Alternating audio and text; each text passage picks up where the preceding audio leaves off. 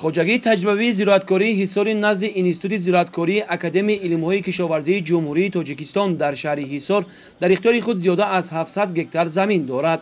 موافق دورنما دهقانان این خوجگی امسال میدان کشت پخته را زیاد به راه مانده، کشت دیگر زراعت‌های بهاری را با موفقیت گذراندند و با این مقصد به مقدار ضروری خوجگی‌های کشاورزی مملکت را با تخم‌های خوش‌صفت تامین نمایند. محض مهنت پرثمر دهقانان خوجگی بود که نیال‌های همه زراعت‌ها در اینجا نشونمای خوب دارد.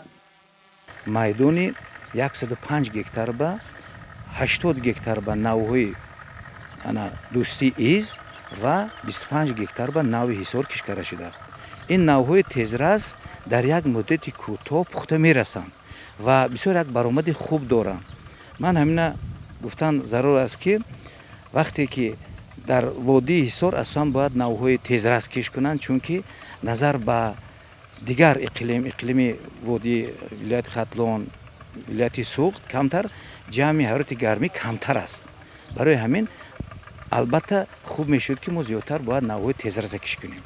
اگر مثال گیریم خودی همین شهر حصار به علاقه 2700 گکتار همین نوها میدانی همین نو زیاد است البته کش شده است و در دیگر خوجگی‌های مثال ناحیه ترسنزاده شهر نو همین نوها کش کرده می شوند.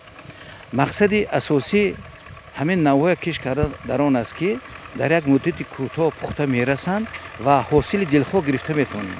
اکنون وقتی اون رسیده است که باید ما نه بلکه برای 25 سنتر لیکن برای 35-40 سنتر کار کننده بود. همو قدر اگر حاصل نوکی بلند شود همو قدر خراجات میپوشانند. دهقانان خوجگی تجربی زراعتکاری حصار نزد انستیتوت زراعتکاری اکادمی علم‌های کشاورزی جمهوری تاجیکستان در شهر حصار در پرورش زراعت و پخته‌کاری تجربه کافی دارند. ما در میدان 28 گکتار کشت پخته گذراندگیم. در این 28 دو نو پخته کشیده است، از جمله پخته نو حصار و نو دوستی. کارکرد بین خطرها از جمله چابق گذراندگیم، یگانه هم گذران آذوقه یکم دادگیم. پخته نشونامای خوب دارد.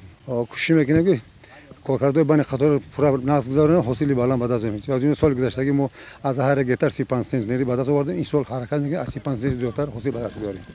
خلاص کشاورزان خوجگی‌های شهر حصار در قطار دیگر خوجگی‌های منطقه نقشه دارند که در سال 2018 نشان دهنده‌های استحصال محصولات کشاورزی را بلند برداشته در غنی گرداندن بازار داخلی کشور سهم ارزنده خود را گذارند.